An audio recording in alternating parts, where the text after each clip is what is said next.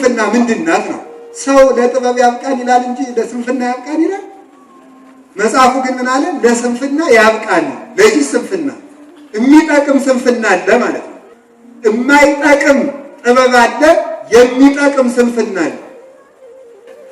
ኃጢአት እንኳን የለቀቀን ይመስለንና ከወር በኋላ ከሁለት ወር በኋላ ከሶስት ወር በኋላ ከስድስት ወር በኋላ ከአንድ ዓመት በኋላ እያደባ መልሶ ባላወቅነው መንገድ ገመዱን እየሸረበ ሁላችንም ጨልጦ ገርኝቶ በኃጢአት ወጥመድ ውስጥ ይጥለናል። ተነሳን ሲመስለን ይጥለናል። አማረብን ስንል ያበላሸናል። አወቅን ስንል ያደነቁረናል። ንጹህ ነን ስንል ያረክሰናል። ከፋን ስንል ዝቅ ያደርገናል። ተንኮለኛ ነው። የማይጠቅም ጥበብ ነው። ታውቃላችሁ ይሁዳ ጌታ እንደማይጠላው ይጠላዋል እንዴ? እንዴት ብሎ ነው የሸጠው? እሱም እንደለመደ ይሰወራል፣ እኔም ሳንቲሜን በልቼ ወደ ጌታ እመለሳለሁ ብሎ ነበር የሸጠው። እግዚአብሔርን ራሱን ማሰብ፣ ፍቅሩን፣ ጌትነቱን እንዲህ ያለውን ነገሩን ማሰብ ኃጢአትን እርግፍ አድርጎ ከልብ አውጥቶ ለመጣል ትችላላችሁ። ሲጋራ የሚያጨስ ይኖራል፣ ጫት የሚቅም ይኖራል፣ የሚሰክር ይኖራል፣ ዝሙት የሚያስቸግረው ተደጋጋሚ መውጣት እየፈለገ መውጣት ያቃተው ሰው ይኖራል። መውጣት የሚችለው እንዲህ አድርጎ ክርስቶስን በማሰብ ወይረሴነ ድልዋነ በዛቲ እበድ በሚል ርዕስ እንማማራለን። በአማርኛ ሲተረጎም ለዚህች ስንፍና ያብቃን የሚል። እስኪ አንድ ጊዜ በሉ፣ እንደገና በሉ። ለዚህች ስንፍና ያብቃን። እንደገና በሉ። ለዚህች ስንፍና ያብቃን በሉ እስኪ። ለምንድን ነው የሚያበቃን?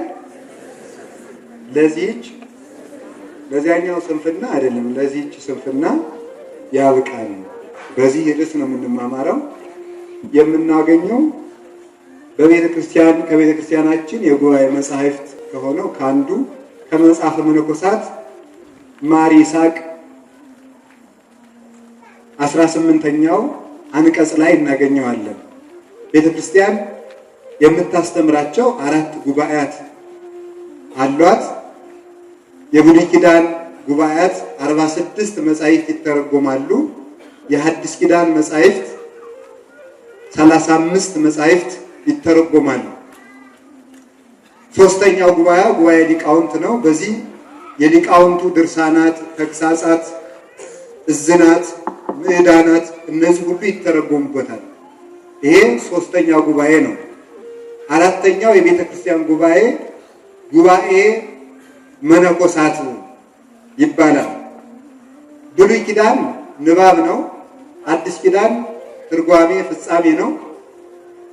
ሊቃውንት ደግሞ ብሉያቱና ሐዲሳቱ ለሰው እንዲበላ ሆነው የተፈተፈቱበት የተተነተኑበት ለሰው አቅም እንዲገባ ሆነው የቀረቡበት ሰው መስማት እንዲችላቸው ሊቃውንት ያመሰጠሩበት ክፍል ነው።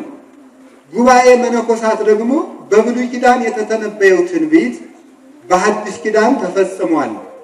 በሐዲስ ኪዳን የተፈጸመው ትንቢት በሊቃውንት ተተርጉሟል። በሊቃውንት የተተረጎመው ቃለ እግዚአብሔር በመነኮሳት ተኖሯል ማለት ነው። ስለዚህ የክርስትና መጨረሻው መማር ሳይሆን መኖር ነው። እስኪ መኖር በሉ። ነቢያት ትንቢት ተናገሩ። በሐዲስ ኪዳን መድኃኒታችን መጥቶ ትንቢቱን ፈጸመው። ሊቃውንት አባቶቻችን ተረጎሙት። መነኮሳት ደግሞ ኑረው የኑሮውን ምስጢር አሳዩን፣ ቀመሱት ማለት ነው። መጨረሻውን ማየት ማለት እሱ ነው። በሱታፌ አምላክ ከእግዚአብሔር ጋር ተዋህደን የምንኖርበትን ምስጢር እነዚህ የመነኮሳት መጻሕፍት ያሳዩናል ማለት ነው። ወይም ደግሞ መላካዊ ሰው ከእግዚአብሔርነት ሱታፌ አግኝቶ ተፈጥሮ የነበረውን ለእንስሳነት፣ ለአውሬነት፣ ለሰይጣንነት አስገዝቶ ራሱን ወደ እንስሳነት፣ ከመላክነት ወደ ሰውነት፣ ከሰውነት ወደ እንስሳነት፣ ከእንስሳነት ወደ አውሬነት፣ ከአውሬነት ወደ ሰይጣንነት የሰው ልጅ ወርዶ ነበረ። አሁን ደግሞ በአንጻሩ ሕያው ቅዱስ እግዚአብሔር ሥጋው ቃል ክርስቶስ መጥቶ እኛን ከእንስሳነት ወደ ሰውነት፣ ከሰውነት ከአውሬነት፣ ከሰይጣንነት ከአውሬነት፣ ከእንስሳነት አውጥቶ ወደ ሰውነት ከዚያም በላይ ወደ መልአክነት መለሰን። ከዚያ በኋላ መድኃኒታችን ኢየሱስ ክርስቶስ ሰው በመሆኑ ምክንያት ሰይጣን አጋንንት የነበሩት የሰው ልጆች መላእክትን ለመሆን በቁ ማለት ነው። መላእክትን ለመሆን በቁ። ስለዚህ ሰው መልአክ ሆነ ማለት ነው። ስለዚህ ምን አለ? ብእሲ መነኮስ ዘይተግህ ሌሊተ በልቦ ወበአእምሮ ይተሐዘብ ከመለባስ የሥጋ ውእቱ። አንተ ሰው ሌሊት በትጋሃ ሌሊት በጸሎት ቀን ባንቦ መጻሕፍት በትርምት በመራብ በመጠማት ቅዱሳት መጻሕፍትን በማንበብና በተዘክሮ እግዚአብሔር ጸንቶ የምታየው ንጹሕ ሰው ካየህ አንተ ሰው ያ ሰው ሥጋ ለባሽ አይምሰልህ። ያ ሰው በእርግጥ መልአክ ነው ይላል። በእውነቱ ማሪሳይ ያ ሰው በእርግጥ መልአክ ነው። ሰውነቱን የገታ ጥሪትን የናቀ ዓለምን ከነምቾቷ አሽቀንጥሮ የመነነ በንጽሐ መላእክት የጸና ትጋሃ ሌሊትን ገንዘብ ያደረገ በአንቦ መጻሕፍት ያሸበረቀ ልቡናው ዊዘ ምስጢራት የሚፈሱበት ሰው ካየ ያ ሰው ሥጋ ለባሽ አይምሰልህ። ያ ሰው እውነትም መልአክ ነው ብሎ ይናገራል። ይህ የመልአክ ሕይወት የምናገኘው በመነኮሳት መጽሐፍ ነው። ከዚህ ጉባኤ አንዱ ስለሆነ ማር ይስሐቅ ቅዱስ ሶርያዊ አባት ነው። እሱ የጻፈውን አንስተን እንማማራለን። የቅዱስ ኤፍሬም ደቀ መዝሙር ነው። ርዕሳችን ምንድን ነው? ምን አላችሁ? ለዚህ ስንፍና ያብቃል። ከላይ ከአንቀጹ ሲጀምር እንዲህ ብሎ ይጀምራል። ይቺ ስንፍና ምንድናት? ይችን አይተን ነው የምንጨርስ ባጭሩ። ይቺ ስንፍና ምንድናት ነው። ሰው ለጥበብ ያብቃን ይላል እንጂ ለስንፍና ያብቃን ይላል? መጽሐፉ ግን ምን አለ? ለስንፍና ያብቃን። ለዚህ ስንፍና የሚጠቅም ስንፍና አለ ማለት ነው። አንድ ጊዜ እስኪ ሁላችሁ የሚጠቅም ስንፍና በሉ፣ የማይጠቅም ትጋት በሉ። የማይጠቅም ትጋት አለ የለም? ምሳሌ ሰይጣን ያንቀላፋል፣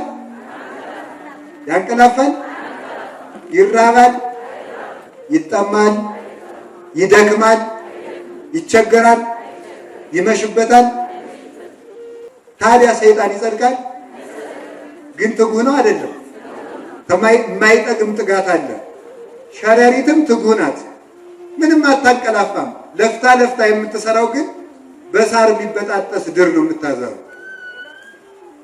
ዝንብም ትጉህ ናት፣ የምትተጋብበትን ቦታ እናንተ ታውቁታላችሁ። ንብም ትጉህ ናት። የንብ ትጋት ማር ይሰራል፣ የዝንብ ትጋት ማርን ያበላሻል።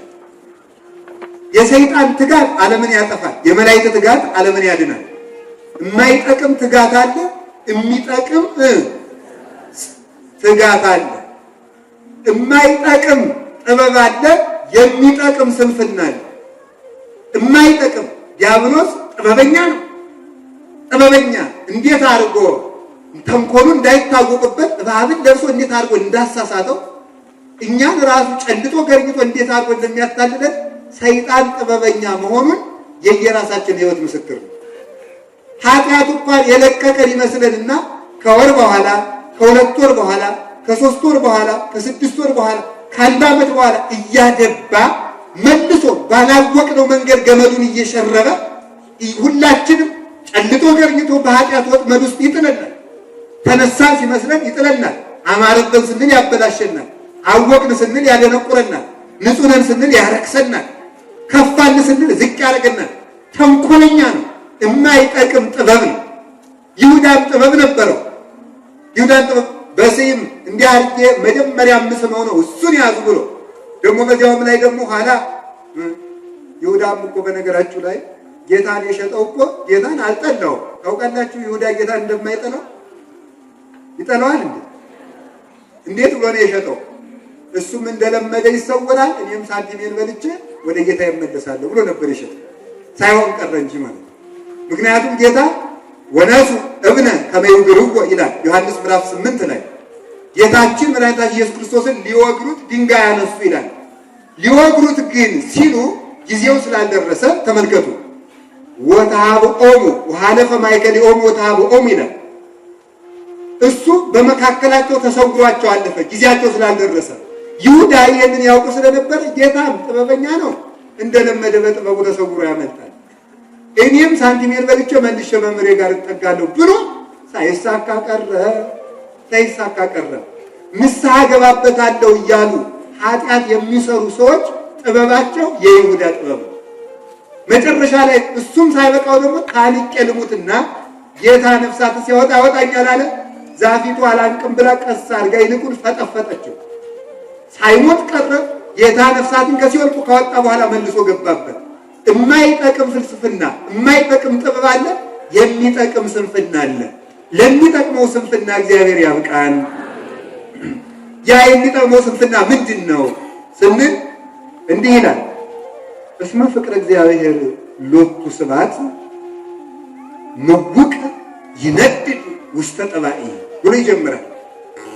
ክብር ምስጋና ይግባውና በልብ መታሰቡ በቃል መነገሩ ከፍ ከፍ ይበልና የእግዚአብሔር ፍቅር በሰው ልቡና የምትነድ እሳት ናት ብሎ ይናገራል። ክብር ምስጋና ይግባውና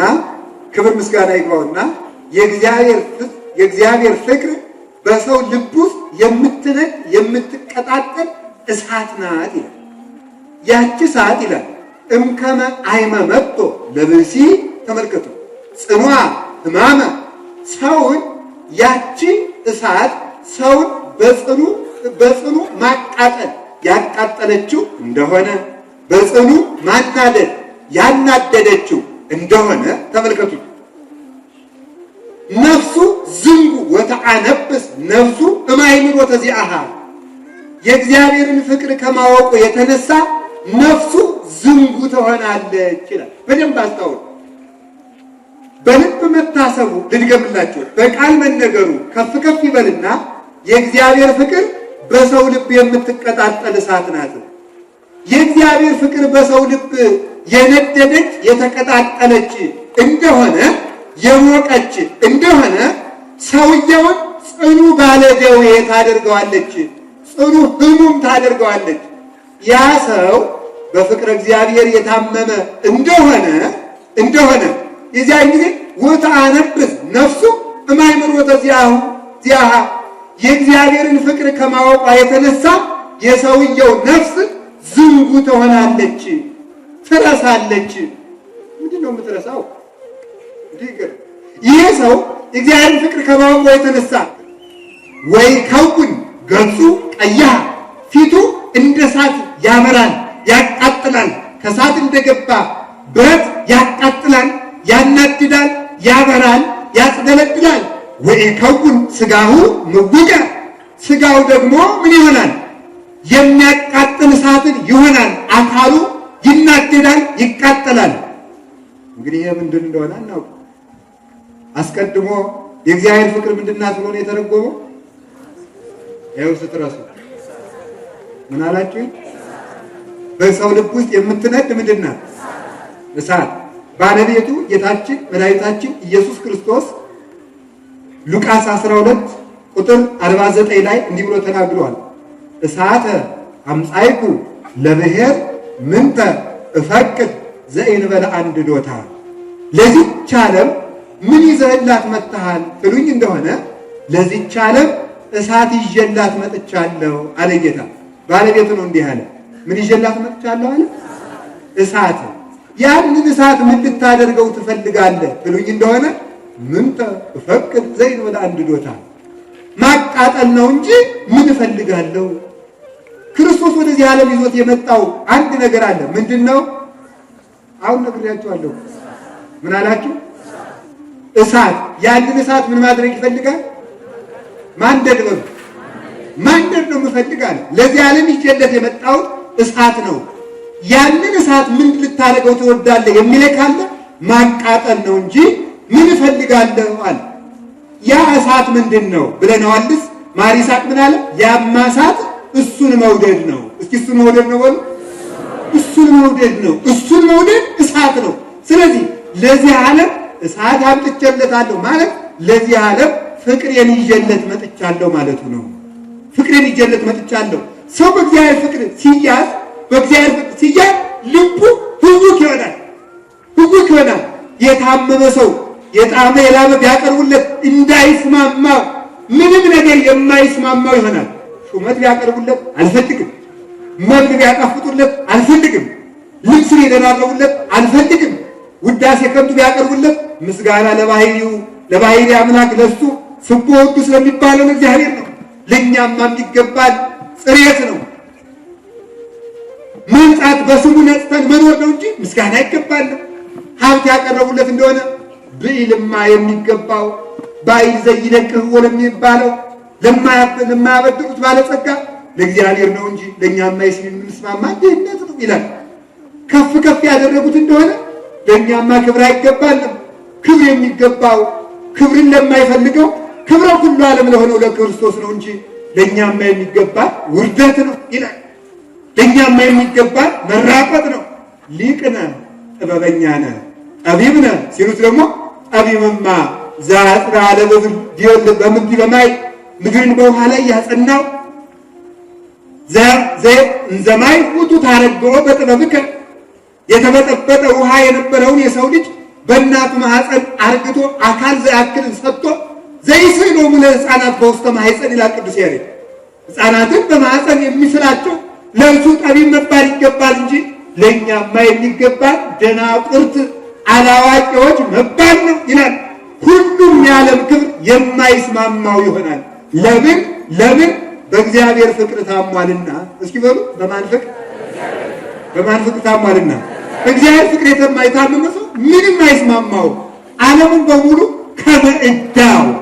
ከመዕዳው እንደ ጥራጊ እንደ ምናምንቴ ውሾች እንደ ከመጸንጉነ መርህብ ዘይቀይድዎ አክልብት ውሾች እንደሚጠቀጥቁት ትቢያ እየቆጠረ መመነን ይጀምራል። የሰው ልጅ ለዓለም ዝንጉ ይሆናል። ዓለምን ከነክብሩ አይነ ምጉት በሀበ ዓለም ወዓለምኒ ምጉት በሀቤ በዓለሙ ዘንድ እኔ የሞትኩ ነኝ፣ ዓለሙም ለእኔ የሞተ ነው እንዳለ ቅዱስ ጳውሎስ። ይሄ ዝንጋኤ ይባላል። መንፈሳዊ ዝንጋኤ ከእግዚአብሔር እንጂ ዓለምን ረስቻታለሁ፣ ከእሷ የምጠብቀው አንዳች የለኝ።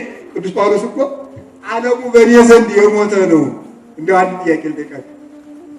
የሞተ ዘመድ ቢኖራችሁ ቀና ብሎ ብር ያበድረኛል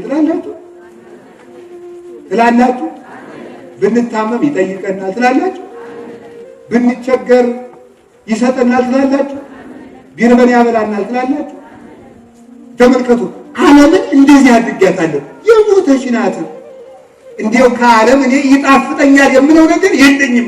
ሽቷን እንዳልፈልገው በመዓዛ ክርስቶስ የጣፈጥኩ ነኝ። ሹመቷን እንዳልፈልገው በመንግሥተ ሰማያት የነገስኩ ነኝ።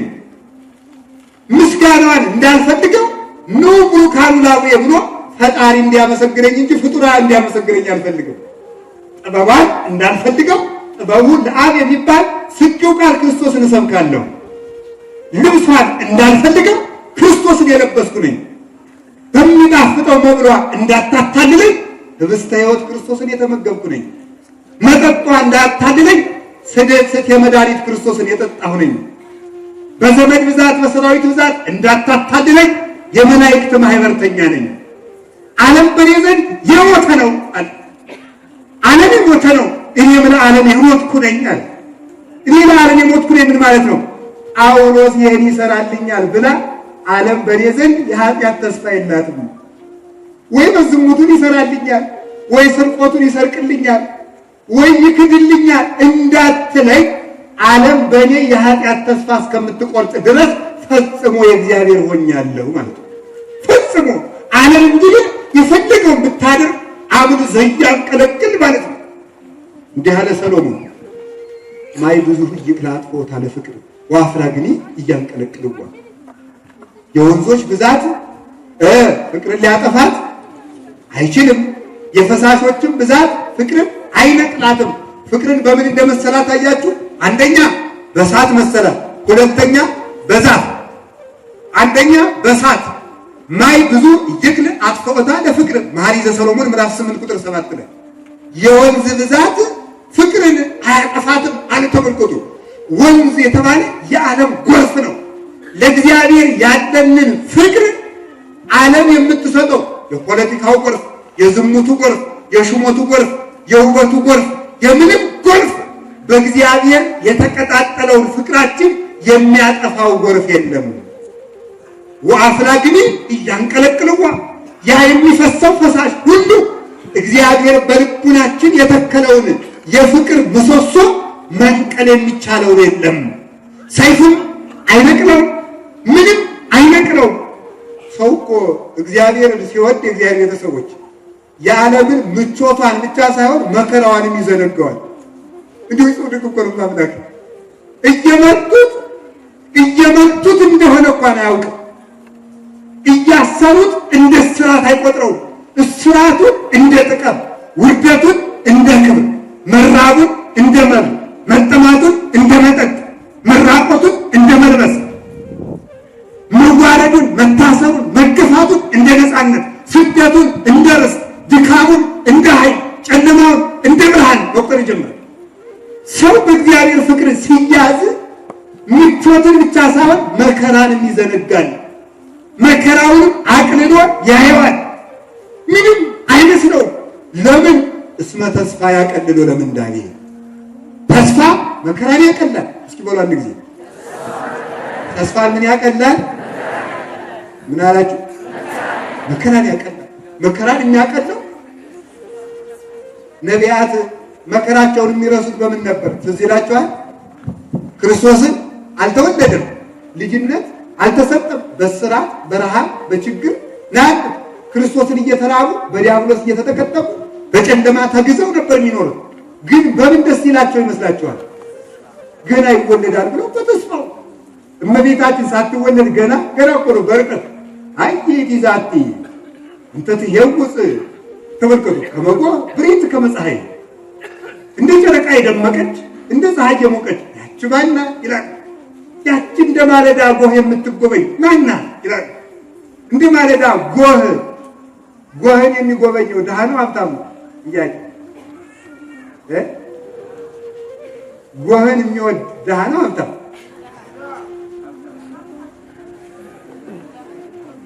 ድሃ ነው ሀብታም ነው? ድሃ ነው። ሀብታም አይፈልግም እንዲህ ነገር ይፈልጋል፣ ሊበላም ቢሆን አይደለም እንዴ? ሀብታሙም ነግቶ ምን ቁርስ ነው የምበላ ይላል። ድሃው ደግሞ እንደው ጦሙን ሊያድርም ማለዳ ማገኝ ይመስለው። የታመመው ሰው ሊዞር ነው፣ ሊዞር ቢነጋ ይወዳል። የዚያ ጤነኛው የታመመው ደግሞ እንደው ሲነጋ የሚሻለው ስለሚመስለው ነጋ እንዴ ይላል። ነጋ እንዴ ይላል። ገና በ3 ሰዓትም ቢሆን ገና በ4 ሰዓትም ቢሆን ነጋ እንዴ ይላል። ማለዳ የሚድን ስለሚመስለው እመቤታችንም ባለጸጎች መላእክት፣ ድሆች የሰው ልጆች ይፈልጓት ነበር። ቅዱሳን መላእክት ይፈልጓታል። ለምን? አምላካቸውን ታሳያቸዋለችና። ቅዱሳን ነቢያት ይፈልጓታል። ለምን? መርገማቸው በሷ ይወገዳልና። ስለዚህ ሁሉም ይፈልጓት ነበረ። ስለዚህ አሻግረው አይተው በተስፋ አቅርበው ይሞቋት ነበረ። ከርቀት የምታበራውን ምስራቅ በተስፋ ይሞቋት፣ በተስፋ ይመገቧት፣ ከጥላዋ ይጠጉ። አካሏን መዳሰስ ባይደርሱባት ከጥላዋ ይጠጉ ነበረ። ከትንቢቱ ጥላ ይጠጋሉ። የትንቢቷን ጥላ እየተጠጉ ይድኑ ነበረ። ከመኮን ውስተ ጸወ ገዳም ከማሁ ወልድ እሁዬ በማይከል አሃው አይተጽላሎቱ ፈተውኩ ወነበርኩ ወፍሬሆኒ ለጉሬ አይደል የሚለው መኃልየ ሰሎሞን ምዕራፍ 1 ላይ በበረሃ መካከል እንደሚያፈራ እንኮይ ልጅ ወንድሜ እንደዚያ ነው። በበረሃ መካከል አፍርቶ እንደሚገኝ እንኮይ ልጅ ወንድሜ እንደዚያ ነው። ከጥላውም እየጎመጀው እየሳሳው ተጠጋው፣ ፍሬውም ለጉሮሮዬ ጣፈጠኝ ይላል። ያቺ በበረሃ መካከል አፍርታ የተገኘችው እንኮይ እሷ ናት። ጽጌ ሃይማኖት ዘጸገየት በማይከል አስዋቅ እንዳለ ቅዱስ ያሬድ። በእሾህ መካከል አበባ የተገኘች ጽጌረዳ፣ በጫካ መካከል አፍርታ የተገኘች የሕይወት ዛፍ ድንግል ማርያም ናት ብሎ ይነገራል። ሀይተ ጽላሎቱ ፈተውኩ ወነበርኩ ከምልጃዋ ጥላም እየፈጠንኩ ተጠጋሁ። ወፍሬውኒ ጥዑም ለጉሮሮዬ የማኅፀኗ ፍሬ ክርስቶስን ለጉሮሮዬ ጣፋጭ ነው። ሥጋውን እበላዋለሁ፣ ደሙን እጠጣዋለሁ። ጽና ነፍስን ይሰጠኛል፣ መድኃኒትን ያደርግልኛል፣ ሕይወቴ ትንሣኤ ነው ብላ ነፍሳችን አስቀድማ ሳትደርስበት በምኞት ዘመራ የጠገበቻቸው ነበር። አላችሁ የላችሁ? ነቢያት በእንዲህ ያለው ተስፋ የእግዚአብሔር ቤተሰቦች ባልደረሰ ተስፋ ቀድመው ባልተፈጸመው ደስታ ቀድመው ሐዘናቸውን ይረሱ ከነበረ በመጋዝ መሰንጠቅን ይወዱት ከነበረ ከአናብስት ጉድጓድ መወርወርን ይወዱት ከነበረ ወደሚነደው እሳት መጣልን ይወዱት ከነበረ ሀገር ጥሎ መሰደዱን ይወዱት ከነበረ ደርሶ ሥጋውን በልቶ ደሙን ጠጥቶ ክርስቶስን ለብሶ ክርስቶስን ተመግቦ እርቅ ተፈጽሞለት ካሳ ተደርጎለት መርገም ተሽሮለት የጥል ግድግዳ ፈርሶለት ሲኦል ተበርብራለት ዲያብሎስ ታስሮለት መንግሥተ ሰማያት ተከፍታለት እርቅ ተፈጽሞለትማ ሐዘኑን የማይረሳ ማን አለ? ሐዘናችን የምንረሳው በክርስቶስ ተስፋና ፍቅር ስለሆነ ክርስቶስን መውደድ ሐዘንን ያስረሳል። እስኪ በሉ አንድ ጊዜ ምን ያስረሳል? ምን ያስረሳል? ሐዘንን ያስረሳል። አላችሁ የላችሁ? እስኪ አንድ ሐሳብ ልንገራችሁ። ጌታችን መድኃኒታችን ኢየሱስ ክርስቶስ ለስም አጠራሩ ክብር ምስጋና ይግባውና እሱ እስረኞችን የሚፈታ ሲሆን በገመድ ሲታሰር፣ ቁስለኞችን የሚፈውስ ሲቆስል፣ ዓለምን ትንኝንም እንኳ ሳይዘነጋ የሚመግብ ውሃ ጠምቶት ውሃ ሲለምን፣ ደሙን ያጠጣ ሥጋውን ያጠገበ ከበለስ ፍሬ ሲራብ፣ ለዓለም ዓለማተ ዓለም ሥላሴ ዘአልበክሙ ዓለም ለዓለም ሀገሩ የሆነው ክርስቶስ መጠለያ አጥቶ ለቆናጽል ግበቦሙ ወላይባ ፈጸማይን ምጽላልቦሙ ለወልደው ዓለም ያውሳ አልወጡ ሀባ ያሰምክርሶ ለቀበሮቹም ጉድጓድ አላቸው፣ ለወፎቹም ጎጆ አላቸው። ለሰው ልጅ ለክርስቶስ ግን ራሱን የሚያስጠጋበት የለውም እስኪባል ድረስ ጠጋ አጥባ በዋሻ እየተንከራተተ ኑሮ እሱ ተቸንክሮ የሕይወት ባለቤት ሙቶ አላችሁ የላችሁ? አላችሁ የላችሁ? ይህንን ሁሉ ሲያደርግ ሲራቆት እንዲያው በእውነት ጠላትም ተከብሮ ይፈራል። በነገራችሁ ላይ ድሮ አባቶቻችን የዛሬ ነው ያድርገውና አባቶቻችን ሙግት ሲሄዱ በመሬት ተጣልተው ሙግት ሲሄዱ ገበሬዎቹ ከመንገድ ስንቅ እየተካፈሉ ሄዳሉ። የሚጣሉት ፍርድ ቤት ሲደርሱ ነው። ፍርድ ቤት ሲደርሱ ይጣላሉ። ፍርድ ቤቱ ቀጠሮ ሰጥቷቸው ሲሄዱ ደግሞ እንዴት ነው መሳፈር ያለ ይባባላሉ። ደግሞ ግብሮች ናቸው፣ የተካሰሱ ናቸው። የሚጣሉት ያችን እውነቷን ለመለየት ብቻ ነው እንጂ ሊታመሙ ይጠይቃሉ። አስታመው ተቸግረው ስንቅ አካፍለው። እንዲያውም አንድ ጊዜ አንድ የቤተ ክርስቲያን መምህር ሲከሰሱ ያ የከሰሷቸው ሰዎች እኛ አባታችን መምህራችን ናቸው፣ ወንበሩም የክርስቶስ ነው፣ እናከብራቸዋለን እና እሳቸውን እንደ ወንጀለኛ አቁመን አንከስም ብለው ፍርድ ቤት ወንበራቸውን ተሸክመው ወደው ከሰዋቸዋል። ወንበራቸውን ተሸክመው ሄደው እዚያ ላይ አስቀምጠው ነው። አባቶቻችን እንደዚያ ነበሩ። እንዲያው ጠላትም ይከበራል። ድሮ እንዲያው ሊቃውንት ሲተረጉሙ ምን ብለው ይናገራሉ? መምህሮቻችን ሲተረጉሙ በጉባኤ ቤት የተማረ ሰውና መንፈሳዊ ሰው እንኳን ፍቅር ጠብ ያውቃል ይላል። ምን ያውቃል? ጠብ ያውቃል። ለምንድን ነው ጠብ የሚያውቀው? እናንተ ጸብ ብላችሁታል። እሺ ጠብ ጥሩ ነው፣ ግዝ ነው ጸብ። ጠብ ያውቃል፣ ጸብን ያውቃል ሰው ሲጣላ የተማረና መንፈሳዊ ሰው።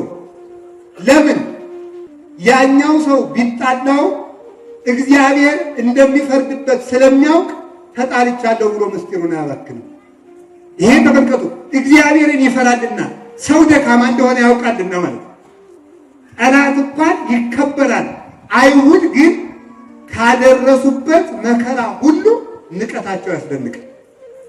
በአምላክ ላይ ዓለምን በደሙ ያነጻውን አምላክ ምራቅ መትፋት ፈጽሞ ካደረሱበት መከራ ሁሉ በጣም ጭንቁ ምራቅ መትፈታቸው። እንዴት ምራቅ ይተፋበታል? ሰቅለውስ ቢተውት ምን አለ? ግን ንቀታቸውን ፈጸሙበት። የመጨረሻውን የውርደት ስራም አደረጉ። የሚደንቀኝ ግን በሱ ላይ የደረሰው አድን ብሎ ነው። የሚደንቀኝ ምን የሚለው ነው? ወመነና ለኀፍረት በይንተ ፍሥሓሁ ዘጽንዑ ሎቱ፣ በፊቱ ተዘጋጅቶለት ስላለው ደስታ ሲል ኀፍረትን ናቃት። እስኪ በሉ ኀፍረትን ምን አላት? ናቃት። ኀፍረትን ናቃት ማለት መራቆትን ራቁትን መዋል። የኔ አምላክ ነኝ ምድርን በስነ ጽጌያት ሰማያትን በከዋክብት የማስጌጥ እኔ ራቁቴን አልሰቀልም ሳይል ሳያፍር በመራቆቱ አላፈረበትም። ኃያሉ በመድከሙ አላፈረበትም። ሙሉ በመወሰኑ አላፈረበትም። ባለጸጋው በድህነት በድሃ ሥጋ በመገለጡ አላፈረበትም። መላእክት የሚያመሰግኑት በመሰደቡ አላፈረበትም። አይላፋ እሳት ይወንዝ ቅድሜሁ አይላፋ አይላፋት ይትለአክቡ ይላል ነቢዩ ዳንኤል። በፊቱ የእሳት ጎርፍ ይንቆረቆራል። በፊቱ የእሳት ጎርፍ ይንቆረቆራል። አይላፍ ምን ፊት እልፍ የሆኑ ከቁጥር በላይ የሆኑ መላእክት ይላላኩታል። እንደ ሻሽ በፊቱ ይነጠፋሉ፣ እንደ ግንድ ይረበረባሉ፣ ከግርማ መንግሥቱ የተነሳ ይርዕዳሉ ብሎ ተነግሮለት እንኳን ሲሰድቡት ተገልበብ ለነ ሙሴ እንኳን እሱ የእሱ ባሪያ የሆነው ሙሴ እንኳን ከግንባሩ ላይ ካለው ብርሃን የተነሳ ሙሴ ፊትህን ሸፍንልን ተብሎ ሳለ እሱም ግን ግርማ መንግሥት እያለው ግርማ እንደሌለው መንግሥት እንደሌለው ፊትህን ተሽፊቱን ሸፍነው ማኑ ዘፋከ ማነው ፊትህን የመታ ተናገር ሲሉት በዚያ እንኳን አላፈረበትም። ለምን? ሰውን መውደዱ ኀፍረትን እንዲንቅ አድርጎታልና። እስኪ በሉ ሰውን መውደዱ ምን እንዲንቅ አድርጎታል? ኀፍረትን እንዲንቅ አድርጎታል። በእንተ ፍስሐሁ ዘጽሕሎቱ ዕብራውያን ላይ ነው ቅዱስ ጳውሎስ በፊቱ ስላለው ደስታ ኀፍረትን ናቀ። በፊቱ ያለው ደስታ ምንድን ነው? የሰው መዳን። እስኪ በሉ እሱ ሲራብ የማን መጥገብ ይታየዋል? በሉ እንጂ እሱ ሲሰደድ የማን ርስት ማግኘት ይታየዋል? በሉ እሱ ሲጠማ የማን መርካት ይታየዋል? እሱ ሲራቆት የማን መልበስ ይታየዋል? እሱ ሲታመም የማን መፈወስ ይታየዋል? እሱ ሲሞት የማን ትንሣኤ ይታየዋል? የሰው ደስታ የሰው መዳን ኀፍረትን እንዲንቅ አደረገው። አሁንም ገልብጥና ወደኛ እንዳምጣው ልክ እንደዚሁ በእግዚአብሔር ፍቅር በክርስቶስ ፍቅር ልቡ የናደድ አረጋዊ መንፈሳዊ ጌታዬ ኢየሱስ ክርስቶስ የትኛውን ልናገር ይላል። ወደ በቤተልሔም ተወልደህ በጨርቅ መጠቅለልክን አንስቼ ላድንቅን? ወደ ግብፅ መሰደድልክን አይቼ ላድንቅን? ወይስ ቀላያትን በፍኝ የምትሰፍር ሲሆን በባህር መካከል መቆምክን አይቼ ላድንቅን? 5 እንጀራ አበርክተህ የመገብከው አንተ መራብክን አይቼ ላድንቅን? ጽና ሰማያት ወምድር የሰጠኸው ለምድር ጽና ሰማያት ወምድር የሰጠህ አንተ እርጥብ መስቀል ተሸክመህ እየወዛህ ያንን አይቼ ላድንቅን? ወይስ ወዴት የትኛውን አንስቼ የትኛውን እተዋለሁ ይላል። በዚህ መደነቅ፣ በዚህ አንክሮ፣ በዚህ ፍቅር የታሰረ ሰው የዓለምን የኃጢአት ማሰሪያ ቆርጦ ለመጣል ይቻላል። ብዙ ጊዜ በዓለም የምንኖረው የብዙዎቻችን ጥያቄ ምንድን ነው? መለወጥ እፈልጋለሁ ግን መለወጥ አልችልም ነው። ምን መለወጥ የምንችለው ብቸኛው መንገድ የእግዚአብሔር ፍቅር በልቡናችን ሲሳል ነው። እስኪ በሉ የእግዚአብሔር ፍቅር በሉ በየት ሲሳል ብቻ ነው? በልቡናችን ሲሳል። እግዚአብሔርን መውደድ ዓለምን ለመናቅ ብቸኛው ጉልበት ነው። ዓለምን ለመናቅ እሱኛን መውደዱ ተመልከቱ። እሱኛን መውደዱ ፍቅር አምላክን ወደ ተገዥ ባህሪ ሲያመጣው ፍቅር ደግሞ ተገዥን ወደ ገዥነት ለወጠው ማለት ነው። ተገዥን ወደ ገዥነት አሳደገው። ገዥ ሊገዛ ለሰው ሥጋ ለሰው ጠባይ ካሳ ሊከስ ሲመጣ ይገዛ የነበረው ገዥ ለመሆን በቃ ማለት ፍቅር እንዲህ ነው። እስቲ ፍቅር እንዲህ ነው በሉ እንጂ አንተ ጥያቄ ልጠይቃችሁ። ክርስቶስ እኛን መውደዱ እንዲሆነ እስኪ እንዲሆነ በሉ።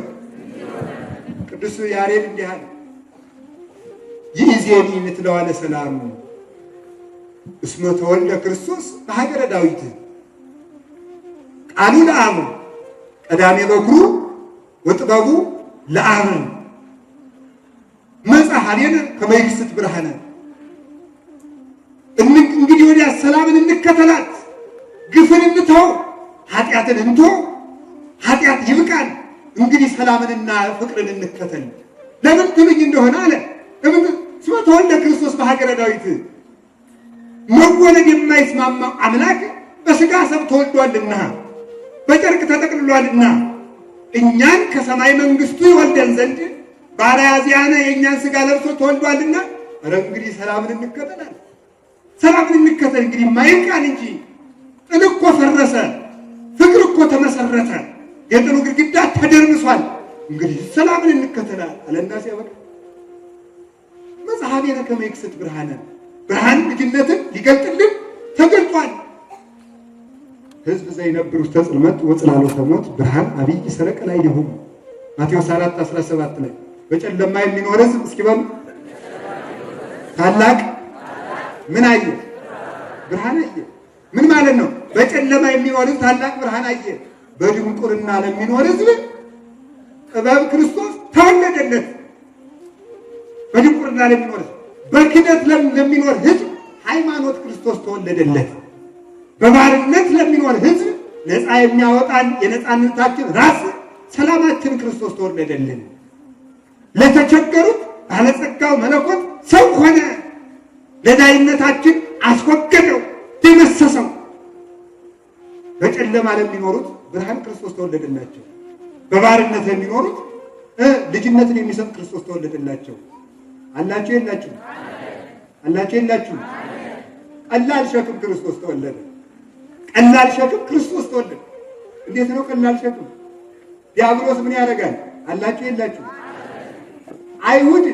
አይሁድ ስብ እያጤሱ ደም እያፈሰሱ ይሄ ሸክም ነበረባቸው። ዲያብሎስ ግን ተመልከቱ፣ መጦር ቀሊል ተመልከቱ። ቀላል ሸክም ማን ነው ብትሉኝ ይላል አባ ጊዮርጊስ፣ ቀላል ሸክም ማለት የክርስቶስ ሕግ ብቻ ሳይሆን ራሱ ክርስቶስ ቀላል ሸክም ነው። ለምን? ዲያብሎስ ልጆቻችሁን አርዳችሁ መስዋዕት አቅርቡልኝ ይላል። ክርስቶስ ግን ቀላል ሸክም ነውና እንኳን ልጅ ረዱልኝ እኔ ልታረድና ብሉኝ ይላል። ቀላል ሸክም ክርስቶስ። እሱን ያልተከተል ማንን እንከተል? ማንንም አንከተልም። ሌላው ከባድ ሸክም አለበት ያልገባው። አሁን ክርስቲያኖችን ቢያርዱ ቢጨፈጭፉ ሕሊናቸው በከባድ ሸክም የተያዘ። የኛ ግን አምላካችን መድኃኔዓለም ኢየሱስ ክርስቶስ ቢመለሱ የነሱም አምላካቸው ክርስቶስ ሸክም የሚያከብድ ሳይሆን አብሉኝ የሚል ሳይሆን ብሉኝ የሚል፣ አጠጡኝ የሚል ሳይሆን ጠጡኝ የሚል፣ አልብሱኝ የሚል ሳይሆን ልበሱኝ የሚል ቀላል ሸክም ክርስቶስ ነው። ይህ ተወልዷልና እንግዲህ ሰላምን እንተዋ ካለ በኋላ እንከተላት አለና ቅዱስ ያሬድ አላችሁ የላችሁ? ሰብ ዘይከውን ሁሉ ኳን ዘይንብል ኃጢአት ባይት ከኃጢአት ብቻ በስተቀር ሰው የሚሆነውን ሁሉ ሆነ። እስኪ ብሎ አንድ ጊዜ በሉ። ኃጢአት ብቻ በስተቀር ሰው የሚሆነውን ሁሉ ሆነ። ተመልከቱ። እንዴት ብሎ ስንለው አስቀድሞ ምንላ ተመልከቱ። እስመ ተወልደ ክርስቶስ በሀገረ ዳዊት አናይስዮ አበሳነ። በደላችን ትቶ ኃጢአታችን ትቶ ንቆ አጥቅቶ መበደላችን ትቶት እሱ ሰው ሆኗልና ምን ሆነ? ሰው መሆን ብቻ አልበቃውም። የሰው ስጋ ለብሶ እኮ ወዲያው ቢያርግ እኮ የእኛን ስጋ ለብሶ በሉ ምሬያቸዋለሁ ብሎ ቢሄድ እኮ ባልደነቀን ነበር። ሰው የሚሆነውን ሁሉ ሆነ። መራብንም መጠማትንም መቸገርንም ሁሉንም አደረገ። ሳይችል ቢያደርገው ባልደነቀን። ሁሉን የሚችል አምላክ ተቸግሮ ማየት ግን ድንቅ ነው። ደግሞ ለዚያም ባለጸግነቱ ሳይለወጥ ወደ ድህነት ሳያንስ ባለጸግነቱ እንዳለ በሪና አብ እንዳለ በስሉጥ ስልጣኑ እንዳለ በኃይለ መንግስቱ በጽና መለኮቱ እንዳለ ይሄን ሁሉ ያደረገው ምንድን ነው? ፍቅሬ ሁሉ አደረገው። እስኪ በሉ እንደገና በሉ። ፍቅሬ ሁሉ እያየ እናንተን ክርስቶስን መውደዳችሁ ምን አደረጋችሁ? በሉ እንጂ ክርስቶስ እኛን መውደዱ እንዲህ አደረገው። እኛ ክርስቶስን መውደዳችን ምን አደረገ? ወዳም ሰካራም፣ ሌቦች፣ ዘፋኞች በቃ እኛ እንደው አንዳንድ ጊዜ የእግዚአብሔር ቤተሰቦች እኔ መናፍቃን ድንቅ የሚያደርጉ መናፍቃን የሚለው ስም ራሱ ሰለችን። ዛሬ ቢመለሱ ጥሩ ነበር። ድንቅ የሚያደርገው በክርስቶስ ስም መትጋት ነው መስነፍ ነው የሚቻለው። አቤት ተመልከቱ። ጌታ ምን አለኛል? ይወደናል አይወደንም? ወዶልንሳ ወተልን በሉ እንጂ ደግሞ እነሱን ደናው ክርስቶስን ተወዱታላችሁ? አዎ። ምን አደረጋችሁለት? እሱ ስለ ጾሞልን እንበላለን። ይሄ አይደረስ። ክርስቶስ እኛን ወዶን ሞተ፣ እኛ እሱን ወደን እንብላ አይደል? እንግዲህ ፍቅር ማለት እንደዚህ ነው። አይጅልነትም አምላክ አይጅልነት። ልብ ማጣት ከዚህ በላይ አይምሮ ማጣት አለ። የፍቅር ብድራት እኮ አለብን። የፍቅር ብድራት አለን። አስተካክለን ባንከፍል እንኳን ቢያንስ ፍቅራችንን እንገልጣለን። ተራብክን ጌታዬ እኔ ራበኝ መራብስ ለእኔ ለትቢያው ብለን ተርበን መራቡን ለእኛ ስል የመራቡን ፍቅር እንገልጠዋለን። ፍቅሩን የምናሳይበት ምልክታችን ነው። ክርስቶስ እኛን መውደዱ የደረሰበትን ችግር ሁሉ እንዲንቅ እንዳደረገው ክርስቲያን ክርስቶስን መውደዱ መከራን እንዲንቅ ያደርገዋል። እስኪ መከራን እንዲንቅ በሉ። አቤት! ስለዚህ ሰው ዝንጉ ይሆናል። ክርስቶስን ሲወድ ምን ይሆናል? ዝንጉ በሉ እንጂ ምንድን ነው የሚዘነጋ? ዓለምን ሌላስ በሉ ኃጢአት ሌላስ አንድ የረሳችሁታል። ሌላ የምንዘነጋው ምንድን ነው? አንድ ነገር አለ። ክርስቶስን ስም መከራን እስቲ መከራን በሉ በሉ እንጂ መከራው እንዳይታወቀን የምናወቅ ደርቆ በምንድን ነው? በጽና ክርስቶስ በፍቅረ ክርስቶስ ስንነድ ምንም የማይታወቀን ሆናለን። አሁን ለምሳሌ ቅዱስ ቂርቆስን ስናስታውስ በሁለት ብረት የጋመ ብረት ነው። እሳት ውስጥ በገባ ቀይ እስኪሆን ድረስ በቀላ ብረት በሁለት አፍንጫው ቀዳዳ፣ በሁለት አይኖቹ፣ ሁለት ደግሞ በሁለት ጆሮዎቹ፣ አንድ በአንደበቱ የምን ሲሉበት ምን እንደሚል ታውቃላችሁ? ቃልህ ለጉሮሮ የጣፋጭ ነው። ጀምሱልክ የጋመ እሳትን የሚያቃጥል ብረትን ያስረሳ ፍቅረ ክርስቶስ ነው። እስኪ ፍቅረ ክርስቶስ በሉ። አሁን ደግሞ ያ ፍቅር ብቻ ስላለን እንኳንስ ሰይፍን እንታገስ ባለትዳሩ ሚስቱን መታገስ ያቃተው ሴቱ ባሉን መታገስ ያቃተው ይሁን እንዲሁ ዝም ብለን እንደ ህፃናት የሚጣሉበትን የምታዩ እንዲሁ እጹብ ድንቅ እኮ ነው። እጹብ ድንቅ ነው። እናቱ የወርቅ ቀለበት ሰጥታው በእናቱ ወርቅ ቀለበት የሚጫወት ህፃን ሰው አገዳ ሲያኝክ ካየ ወርቁን ጥሎ አገዳ ካልሰጣችሁ ጋር ያለቅሳል። የእኛ ነገር እንደዚያ ነው። በተሰጠን ወርቅ ሳንደሰት ባጣነው ሳር እያዘንን እንኖራለን። የተሰጠን ወርቅ እኮ ብዙ ነው። ልጅነታችን ወርቅ፣ ወንጌላችን ወርቅ፣ ሃይማኖታችን ወርቅ፣ ክህነታችን ወርቅ፣ መስዋዕታችን ወርቅ፣ ድንግል ማርያም እናታችን ወርቅ፣ ቤተ ክርስቲያናችን ወርቅ፣ ራሱ ክርስቶስ ወርቅ ነው። ኧረ ወርቃችን ብዙ ነው ብናውቅበት። አባ ብታውቅባት ገረገራም አልድባናት አልሆነ። ሰምታችኋል? ስለማይገባችሁ እንቶ ከቃሉ ጋር ናችሁ። እግዚአብሔር ከሁላችን ጋር ይሁን። ርዕሳችሁ ምንድን ነው? ለዚህ ስንፍና ያብቃን። ያቺ ስንፍና ምንድን ናት? የእግዚአብሔር ፍቅር ናት። እስቲ የእግዚአብሔር ፍቅር በሉ። የእግዚአብሔር ፍቅር ናት። ስለዚህ ምን አለ? እስመ አብዳኒሁ ለዚህ ዓለም ሐረየ እግዚአብሔር የዚህን ዓለም ሞኝ ነገር መረጠ። እስኪ በሉ እግዚአብሔር የዚህን ዓለም ሞኝ ነገር መረጠ። አዲያ ይሄ ምን ይላል? ለዚህ ስንፍና ያብቃን አምላክ። እስቲ ያብቃን በሉ። እና እጅሮች ምን ይላሉ? አምላክ ዝቅ ይላል እንዴ? አምላክ ይወደዳል እንዴ? አምላክ ይደግማል ይላል። ዓለም እንደ ሞኝነት የሚቆጥረው ክርስቶስ ጥበብ አድርጎ አድኖበታል። ዓለም እንደ ሞኝነት ይቆጥረዋል። ክርስትና ለብዙ ሰው ያልተገለጠለት የእግዚአብሔር ጥበብ ለሰው ሞኝነት ስለሆነ የዓለም ጥበብ በእግዚአብሔር ዘንድ ሞኝነት ነው። የሰው ሞኝነት በእግዚአብሔር ዘንድ ሰው ሞኝ ያለው በእግዚአብሔር ዘንድ ጥበብ ነው። ሰው ጥበብ ነው ያለው በእግዚአብሔር ዘንድ ሞኝነት ነው። ምንጊዜም በዚህ ምክንያት ዓለም ጀርባውን ትሄዳለች፣ ከክርስቶስ ጋር ሳትገናኝ ትሄዳለች። እንዲህ ከመሆን ይሰውረን እግዚአብሔር። በስንፍናው ዲያብሎስ አዳምን ባጠፋበት ስንፍና እንዲያው በእውነት ዲያብሎስን ደግሞ መናቅ ይገባል። እንዲህ አድርጎ እንጂ ደግሞ ለዲያብሎስ ሌላ ጥበብ ሊፈጥርለት ነው ክርስቶስ። ዲያብሎስን ክርስቶስ ያሸነፈው ራሱ በመጣበት ጥበብ ነው። እባብን ልብስ አድርጎ መጥቶ ሔዋንን ቢያሳስት ስጋን ልብስ አድርጎ መጥቶ ዲያብሎስን ቀጠቀጠው። ስለዚህ በዲያብሎስ እሱ አዳምን ሰነፍ አድርግበታለሁ ባለ በዚያው ስንፍና ክርስቶስ ጥበብ አድርጎ በመንፈሳዊ ጥበብ ዲያብሎስን አሸንፎታል። ይህች ጥበብ ክርስቲያኖችን ታኖራቸዋለች። አላችሁ የላችሁ? አላችሁ የላችሁ? እስኪ አንድ ጥያቄ ልጠይቃችሁ። እባብ ሔዋንን ይህን በለስ ብሉ ስትል እባብ ብቻ ናት? በውስጧ ማናት? አቤት ሰይጣን አለ አይደል? በጣም ግሩም።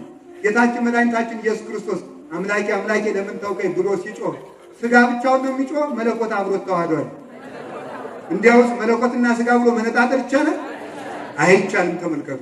ይህ ጥበብ ለዓለም ስንፍናው ነው። እስከ ዓለም ክርስቶስን አያውቀውም ሰው እስከ ፍጻሜ ነገር። ክርስቲያኖች ግን አውቀውት ይኖራሉ። የክርስቶስ ጥበብ ለስንፍና ሆኖባቸው ያልተሰናከሉ እነዚህ ንዑዳን ክቡራን ስለሚባሉ እሱ ምን አለ? በእኔ ያልተሰናከለ ብፁዕ ነው። እስኪ በሉ በእኔ ያልተሰናከለ ምንድን ነው? ጥበቤ ሳይገባው ቀርቶ ስንፍናው ነው። አምላክ ከሆነ ለምን ደከመ? አምላክ ከሆነ ለምን ተጠማ? አምላክ ከሆነ ለምን ተወሰነ? አምላክ ከሆነ ለምን ጠየቀ? አምላክ ከሆነ ለምን ተሰደደ?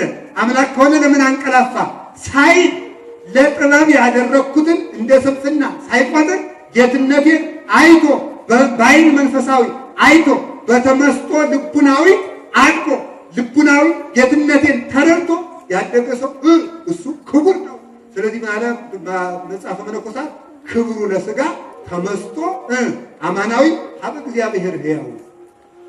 የሥጋ ክብሩ የልብ ክብሩ ምንድን ነው? ወደ እግዚአብሔር መመሰጥ ነው። እስኪ በሉ የልብ ክብሩ በሉ ወደ እግዚአብሔር ማለት ነው መመሰጥ ነው። እግዚአብሔርን ራሱን ማሰብ ፍቅሩን ጌትነቱን እንዲህ ያለውን ነገሩን ማሰብ ኃጢአትን እርግፍ አድርጎ ከልብ አውጥቶ ለመጣል ትችላላችሁ። ሲጋራ የሚያጨስ ይኖራል፣ ጫት የሚቅም ይኖራል፣ የሚሰክር ይኖራል፣ ዝሙት የሚያስቸግረው ተደጋጋሚ መውጣት እየፈለገ መውጣት ያቃተው ሰው ይኖራል። መውጣት የሚችለው እንዲህ አድርጎ ክርስቶስን በማሰብ የክርስቶስ ፍቅር በልቡናው ስር ሲሰድለት ኃጢአት ንቅል ንቅል ንቅል እያለ ይወጣል። ይትመላ እምህሊናዬ በተግሳጽከ ቡሩክ እጠተ ደዌ ዘበቆለ ሶ ካለ ደራሲ ምን ማለት ነው? ተመልከቱ። ጌታዬ ኢየሱስ ክርስቶስ በአንተ የፍቅር ተግሳጽ በልቡናዬ የበቀለው የኃጢአት እሾህ ይነቀልልኝ። መልካ ኢየሱስ ነው።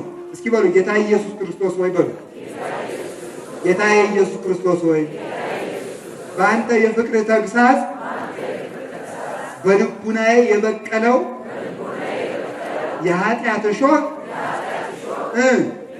ይነቀልልኝ በሉ። ዛሬ ነቅሎ ይጣልልን ሆኖ። ስለዚህ የሚነቀልልን በምኑ ተግሳጽ ነው? እንዲያውም አንድ ነገር ልንገራችሁ። ጌታችን በመዓቱ ከሚገስጸን ይልቅ በፍቅሩ የሚገስጸን ይከብዳል። አይከብድም? አንተ እኔ ለአንተ ብዬ ተሰቀልኩልህ፣ አንተ ባይሆን ለእኔ ብለህ ጫትን መተው ያቅትሃል ብሎ በፍቅሩ ይገስጻል። አንተ እኔ እኮ ሥጋዬና ደሜን ሰጥቼሃለሁ፣ አንተ ባይሆን የሚጠፋ የሳንቲም ድቃቄ 13 ኩራት ነፍገኝ ብሎ በፍቅሩ የሚገስጸው እንዴት ድንቅ ነው! አንተ እኔ ለአንተ ብዬ ተቸነከርኩልህ፣ አንተ ለእኔ ብለህ ጥቂት ኪዳን እንኳን ማለዳ መጥተህ ማድረስ ያቅትሃል አትሰነፍ ብሎ በፍቅሩ የሚገስጸን ድንቅ ነው። በጠብ አይገስጽም እግዚአብሔር፣ በፍቅሩ ግን ይገስጻል። በፍቅሩ ተግሳጽ የኃጢአታችን እሾህ ተነቅሎ ከልቡናችን ይወድቃል። ነቅሎ ይጣልልን አላችሁ። ስለዚህ ተመልከቱ፣ ያቺ ፍቅር አለ ወይቲ ታስተጋግጦ ለልብ አለ። ይቺ ክርስቶስን መውደድ ልብን ተሰበስበዋለች። እስኪ ተሰበስበዋለች ነው ታደርገዋለች። ችግር ያለ ሰው አለ በእውነቱ ማግባትም ያምረዋል፣ መመንኮስም ያምረዋል፣ መዝሙርም ጥሩ አድርጎ የሚዘምር ሲያይ ደግሞ ዘማሪ መሆን ይፈልጋል። ሰባኪ ሲያይ ኧረ እኔ ሰባኪ ነው መሆን ይላል። ደግሞ መነኩሴ ሲያይ እኔ መነኩሴ ነው መሆን ይላል።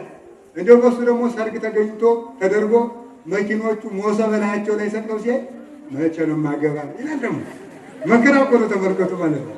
ሁሉንም ደግሞ ከሁሉም እገኛለሁ ይላል። ልቡ ብትን ብሎበት አንድ እንኳን ጥግ ያጣል። ይህን የሚሰበስበው ምንድን ነው? ክርስቶስን መውደድ። እስኪ በሉ ምን ማድረግ?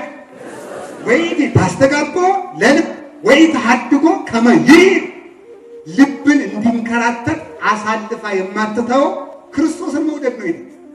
እድል አትሰጠውም። ልብ ይንከራተት ዘንድ ይዞር ዘንድ ይበተን ዘንድ እድል እንዳያገኝ የምትሰበስበው ልብ ናት፣ ፍቅር ናት። ለዚህ ምን አለ ተመልከቱ። አባቶች ምን ይላሉ?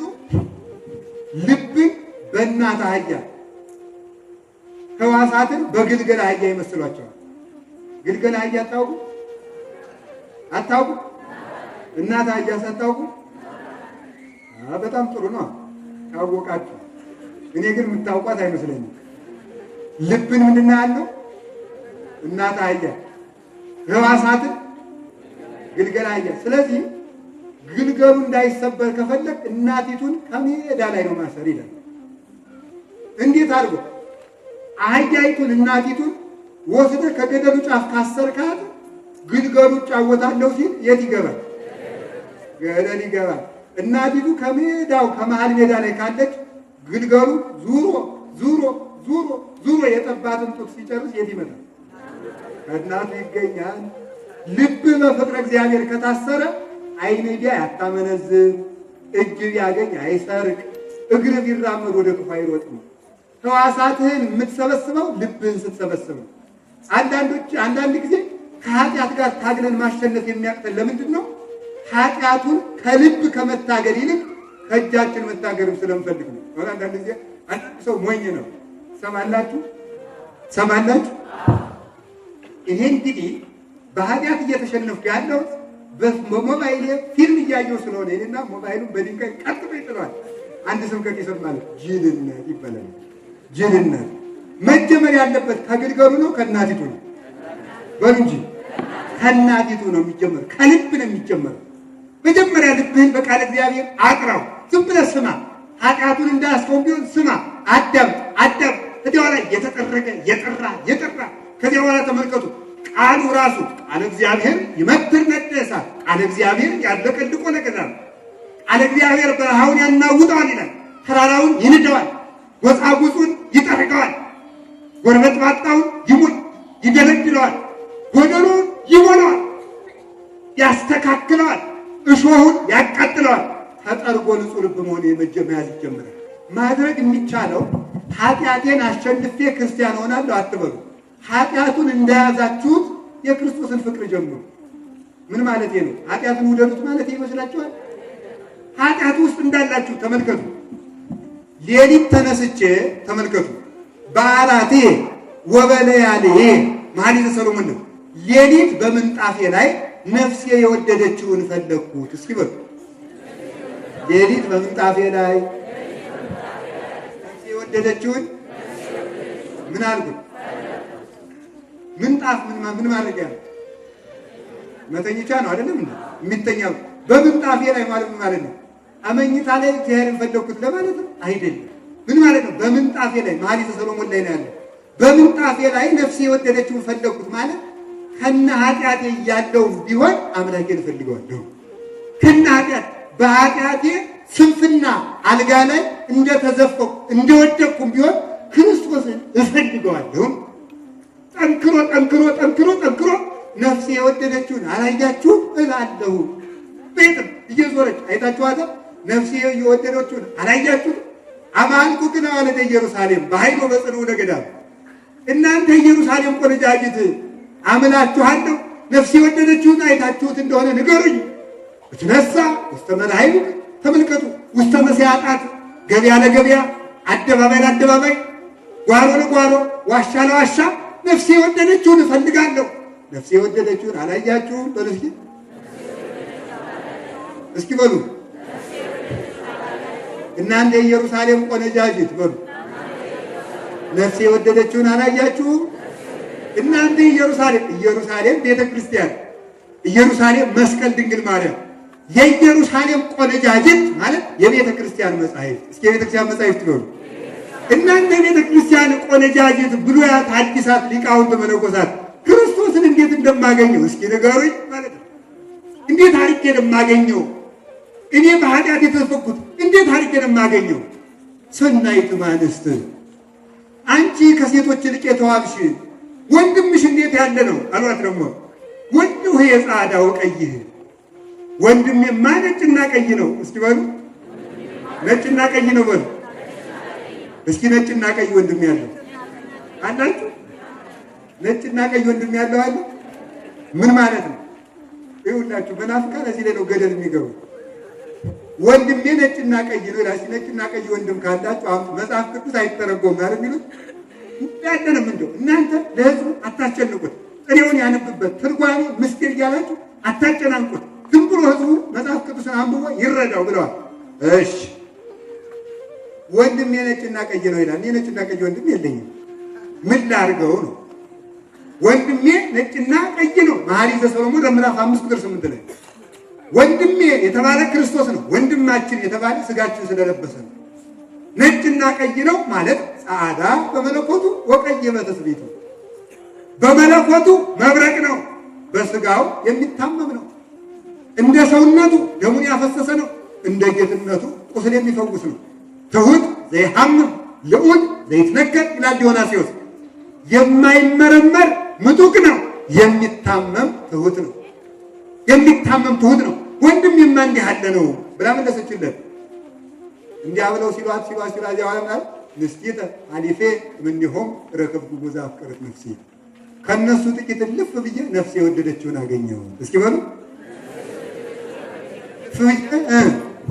ነፍሴ የወደደችውን አገኘሁት። ታግሰን ነፍሳችን የወደደችውን ክርስቶስን ለማግኘት ያብቃል። ዓለምን መዘንጋት የሚቻለው በዚህ መልኩ ነው። ክርስቶስን የክርስቶስን ውበት በልቡን አስሮ በማየት ለልብ በማሳየት መዘንጋት ይገባል። ስለዚህ ነፍሱ ትዘነጋለች። ስጋው ነፍሱ እንዳይሽከረከር ወስና ገታ የምታኖርለት ይችላል። ለምን ካልከኝ ይቀጥላል። ማሪሳል እንዲህ ይላል አላችሁ የላችሁ እስመ ኃይለ መንፈስ ይሄይል እምህማማተ ስጋ። ምን አለ? ሐልዮ ጸጋ ሐልዮ ኃጢአትን ይነቅላልና። በሉ ሐልዮ ጸጋ ሐልዮ ኃጢአትን ምን ያደርጋል? ይነቅላል። እንደገና ሐልዮ ጸጋ ሐልዮ ኃጢአትን ኃጢአትን ማሰብን ነቅሎ መጣል የሚቻለው ምን በማሰብ ነው? ጸጋን በማሰብ። እስኪ በሉ ጸጋን ማሰብ የሚቻለው ማንን በመውደድ ነው? እግዚአብሔርን በመውደድ ነው። ጸጋውን አሁን ተመልከቱ።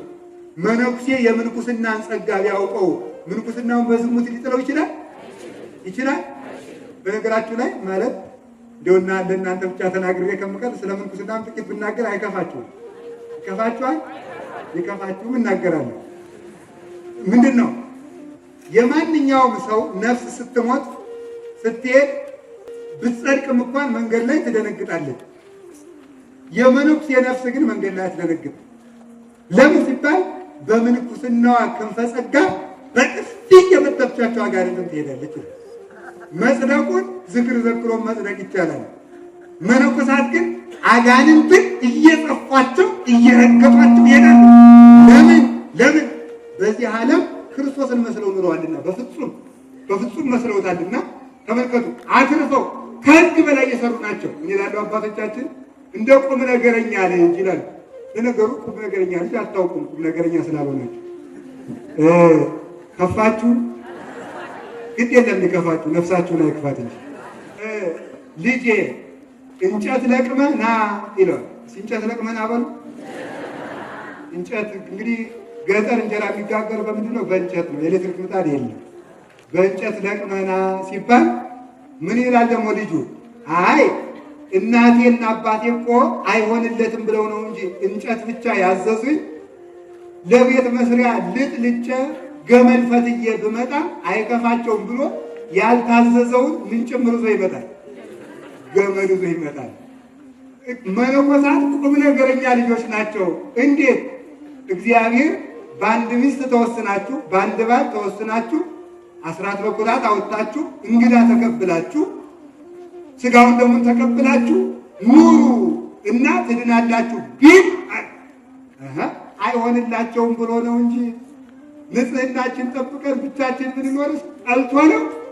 መልአክ ብንመስልስ ከፍቶት ነው ብለው ከሕግ በላይ የሚኖሩ ናቸውና እነዚህ በዚህ ይመሰላሉ ይላል። አላችሁ የላችሁ? በዚህ ምንኩስናንም የወለደው ፍቅር ነው። እስቲ ፍቅር በሉ። ምንኩስናሰ ጥበበ ሕግ መሲሐዊት ይእቲ። ትዳርን የወለደው ፍቅር ነው። ምንኩስናሰ ጥበበ ሕግ መሲሐዊት ይእቲ። በአማርኛ ልተርጉምላችሁ። ምንኩስናሰ ጥበበ ሕግ መሲሐዊት ይእቲ። ምንኩስና ምንድን ነው ትለኝ እንደሆነ ምንኩስና ማለት የመሲሁ የክርስቶስ ጥበብ ወንጌል የወለደቻት የወንጌል ልጅ ናት። የወንጌል ልጅ ናት ማለት የማን ልጅ ናት? ሕገ ምናኔ፣ ሕገ ትሕትና፣ ሕገ ፍቅር፣ ሕገ ትሩፋት፣ ሕገ መላእክት፣ ሕገ ንጽሕና፣ ሕገ ቅድስና፣ ሕገ መንኖ ጥሪት ማናት? ምንኩስና ናት ይላል። ይህን የወለደው ምንድን ነው? ኧረ በሉ ናላችሁ። ስለዚህ ሀሌወ ጸጋ፣ እስኪ ሀሌወ ጸጋ በሉ። ሀሌወ ኃጢአትን ይነቅላል። እሱ ብቻ አይደለም፣ ባለትዳሮች ባልየው በክርስቶስ መመሰሉ ነው። ሚስቲቱ በቤተ ክርስቲያን መመሰሏል ቢያውቁት ኑሮ በኃጢአታቸው በላይ ዝሙት ይሰራል? ክርስቶስ ሌላ ቤተ ክርስቲያን አለችው? ቤተ ክርስቲያን ሌላ ክርስቶስ አለ? የላትም። ይህንን ጸጋ እስተመልከቱ ተመልከቱ። እስመ ኃይለ መንፈስ ይሄይ ህመማማተ ሥጋ። ጸጋን ማሰብ ኃጢአትን ከማሰብ ያድናል። እስኪ በሉ አንድ ጊዜ ጸጋን ማሰብ ኃጢአትን ከማሰብ ያድናል። ከመብል መርጠን ሥጋውን ደሙን እንደምንመገብ ከመጠጥ መርጠን የክርስቶስን ደም እንደምንጠጣ ቢገባን ኑሮ በአፋችን ሰው በእውነት ቅጠል ይበላበታል? ጭስ ያጨስበታል? ስለዚህ ተመልከቱ፣ ፍቅር ከዚህ ሁሉ ያድናል ያልኳችሁ ለምንድን ነው? ጸጋን የሚያስረሳው ክርስቶስን መርሳት ነው። የክርስቶስን ፍቅር መርሳት ጸጋን ያስረሳል። ጸጋን መርሳት ኃጢአትን ለማስታወስ ስርየት ይጠቅማል። ለዲያብሎስ በር ይከፍትለታል። ጸጋችን ከመርሳት ይሰውረን። አሜን በሉ። ስትጾሙ ጾምን ተመልከቱ። ስትጾም የሚበላ አሳማ ይበላል? ይጾማል? ይጾማል? ይጾማል? አህያሳ በነገራችሁ ላይ እየሞተች ሁሉ የምትበላ እንስሳ አህያ ነው። እየሞተች እንዲያው ግርም ነው የሚያደርገው ማምላክ። እየሞተች እየተንፈላገጠች እያለች ትበላለች። እየሞተች እዚያ ግን ጭድ ካለ ትበላለች። እኔ ባይኔ አይቻለሁ። አዛኝ እየሞተች የምትበላ እኛ እኮ እየሞት ነው የምንበላ። እየሞት አይገባውም። በተለይ የከተማው ሰው ነው እየሞተ ደም ግፊት እያለው ስኳር እያለ እየገደለው ይበላል። ደግሞ ያረሳል እንዴ አይጣል ይደርስ ሰው እየሞተ ይበላል። ስለዚህ ተመልከቱ፣ መላእክት ይበላሉ አይበሉ?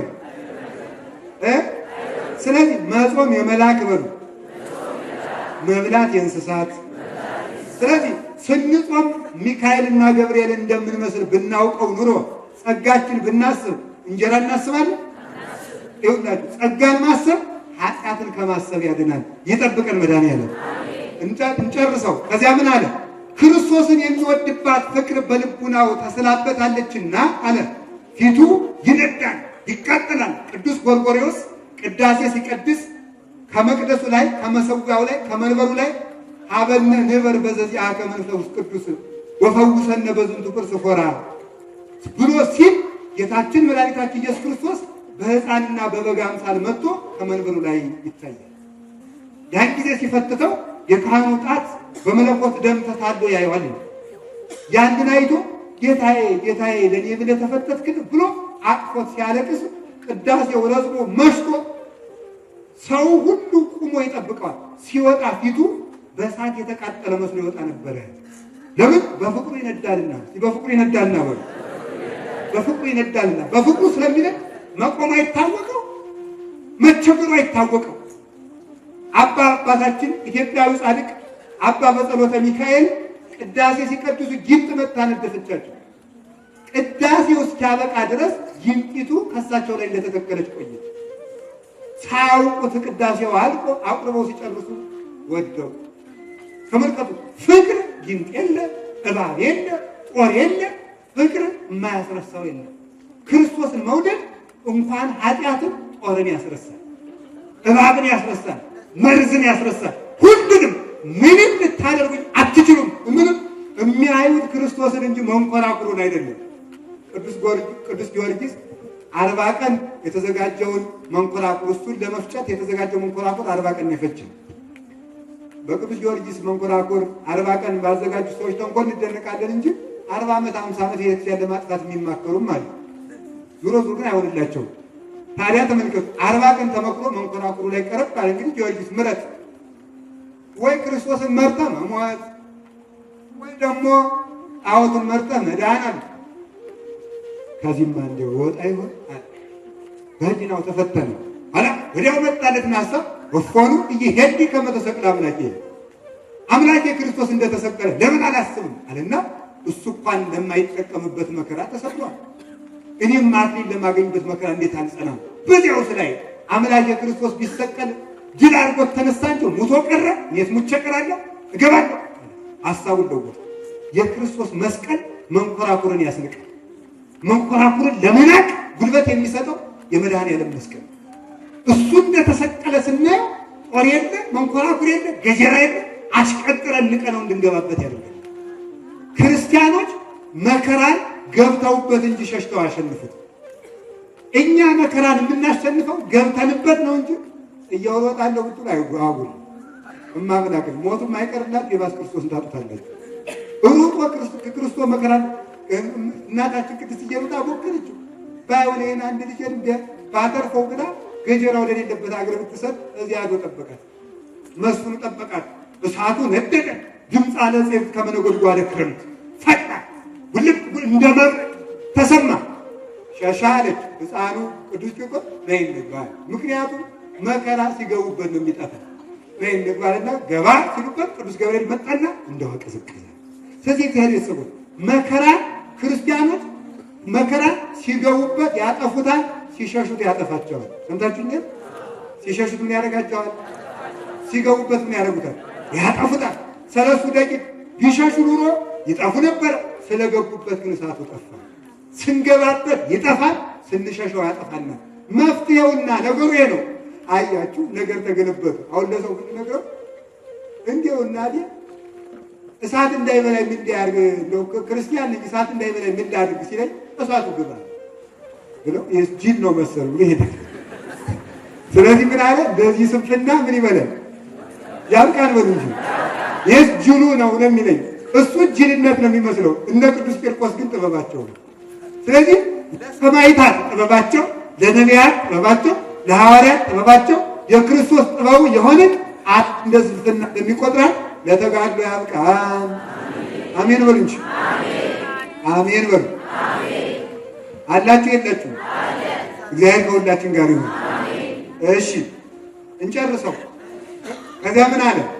ወይስ የስል እምኔሁ ፍርሃት ወኀፍረት።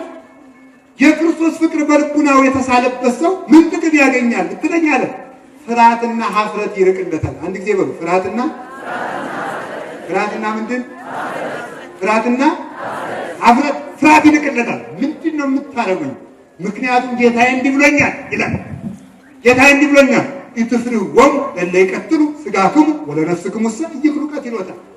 ሥጋችሁን የሚገድሉትን አትፍሩ፣ ነፍሳችሁን መግደል አይቻላችሁምና።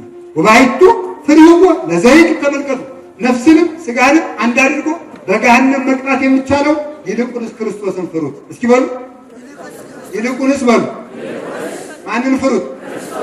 ክርስቶስን ፍሩን። ሥጋችሁን የሚገድሉትን ምን አትበሉ። ስብሐት ለእግዚአብሔር ወለወላዲቱ ድንግል